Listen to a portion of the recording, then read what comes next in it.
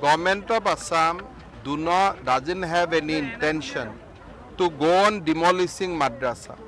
Our only intention is to see that madrasas are not used by any jihadi element.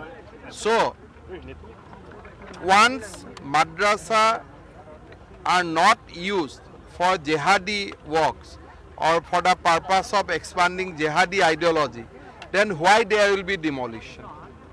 But if we got specific inputs on any madrasa, in the guise of madrasa, the institution is being used for expanding jihadi activity, anti-India activity, then we are going to take strongest possible action in each and every cases.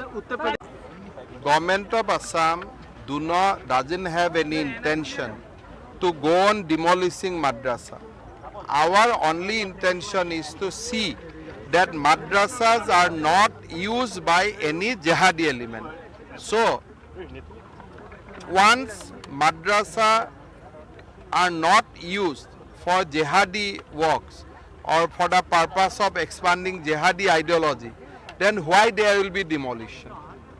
But if we got specific inputs on any madrasa, in the guise of madrasa, the institution is being used for expanding jihadi activity, anti-India activity, then we are going to take strongest possible action in each and every cases.